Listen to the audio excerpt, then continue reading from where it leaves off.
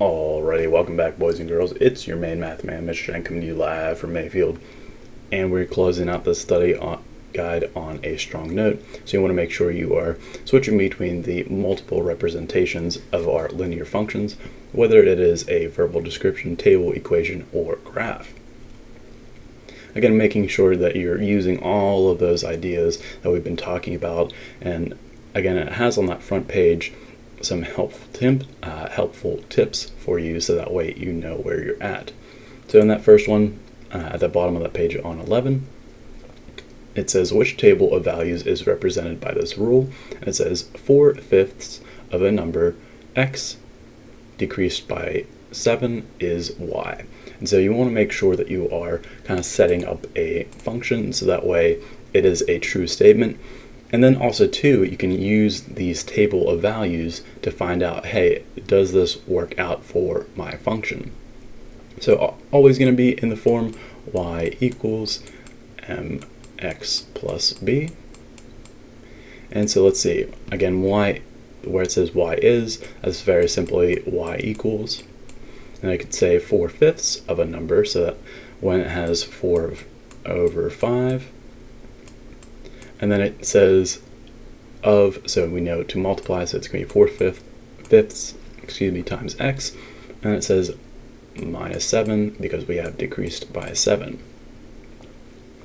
To be able to now check to see if that table works, again, just plug in those values for yourself.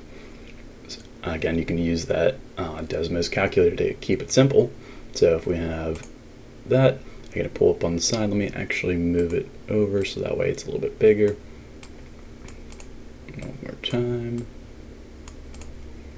And let me move it right here over top of everything. Okay. So we said if y equals 4/5 times x, and then we have minus 7. So again, to check to make sure our values work, again, it has that we plug in our x values, as our x values are always the input. So let's see, if we plug in x equals 5, our output is -3. So we know we're good with that.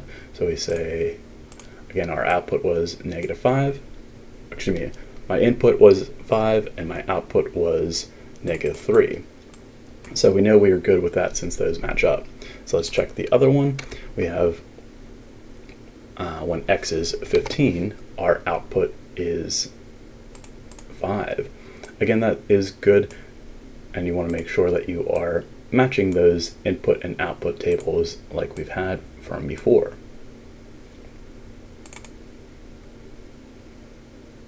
Make this smaller again, and I'll throw it right there for now.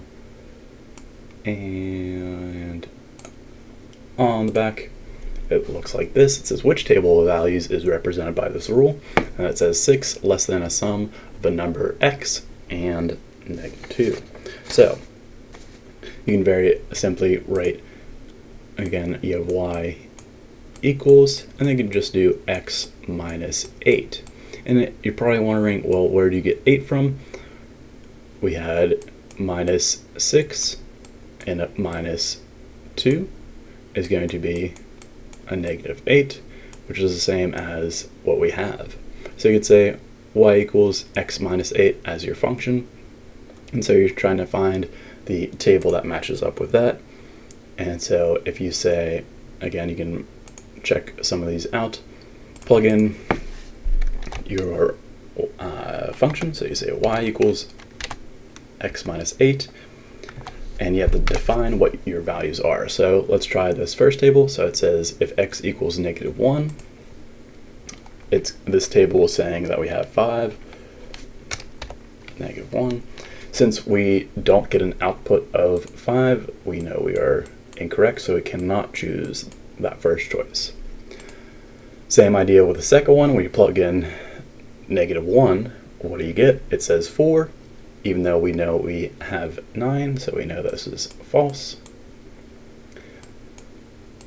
For the third one, these are good, so this first order pair is good.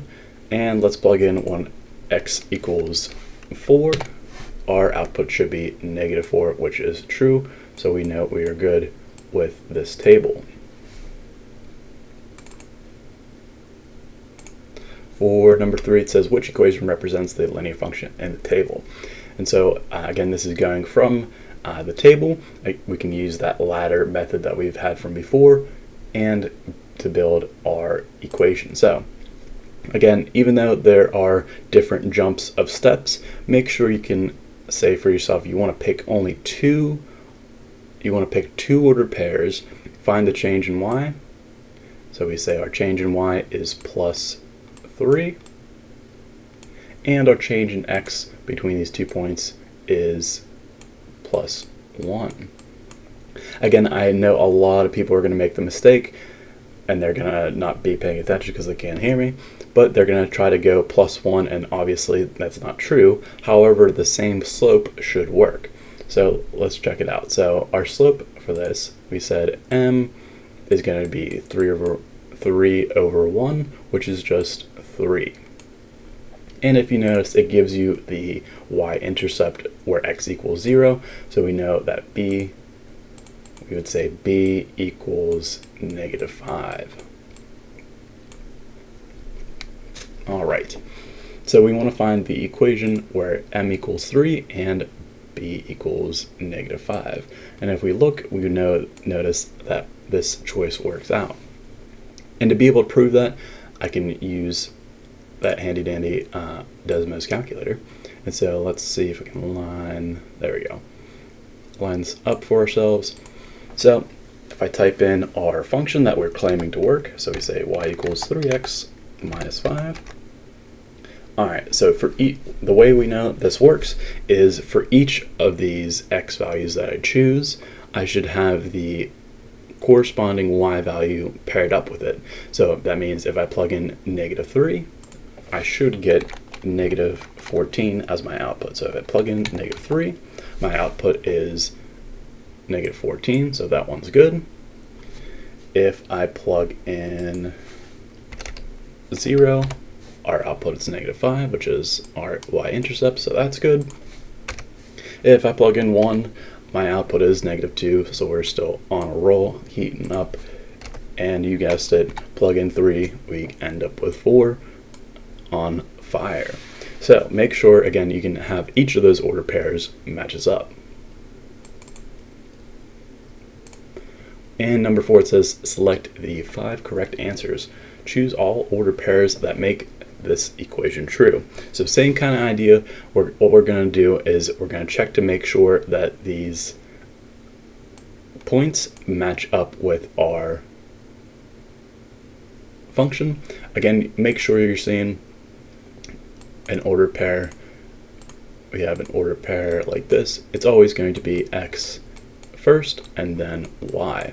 So when I'm typing these in, you want to make sure that you're seeing that our y value is going to be on top. So I say y value is equal to -x minus 4.5. All right, so let's see. Plug in the first point. So this point is claiming if we plug in 3, I should get positive 7.5. So since that is false, again, we should have a negative 7.5, so we know that's false, so we wouldn't pick that one. If we plug in 0, always get our y-intercept, so this is good. If we plug in -5, our output is 0.5, which this works. If we plug in 10, we should have -14.5, so that means the third choice is false. If we plug in -2.5, we should get -2.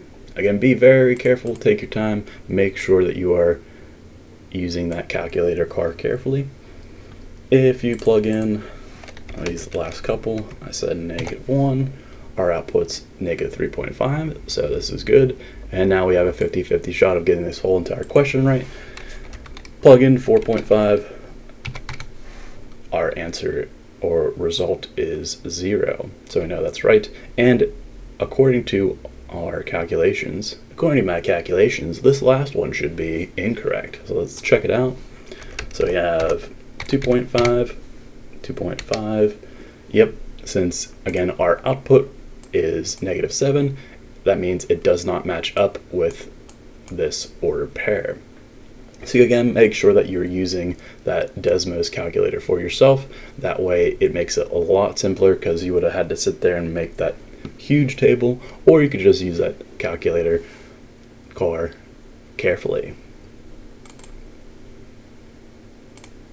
On the bottom part, I believe we are, let's see, yes, so on the back, towards the bottom, it says Tomas has $35 in his piggy bank.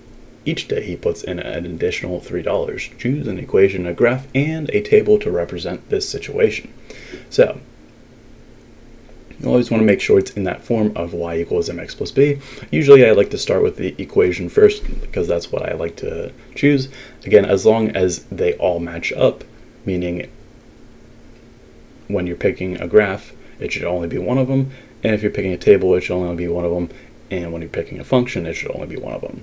So it's saying he starts with $35 in the account. That means that your y-intercept should be 35. And that means he puts in an additional dollar for each day. So we know we're going to pick that one for our equation. And now between that, we can choose our graph. And so we say, again, our graph is going to be a slope of 3, where the y-intercept is 35. So if you look between these two, the y-intercept for this should be 35, but since this one not quite what we need, we know we can cancel that out, and so our graph for this is the first one.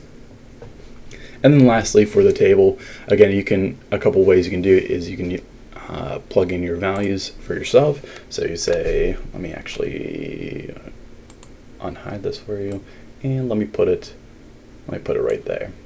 So if we say y equals 3x, and then we have plus 35,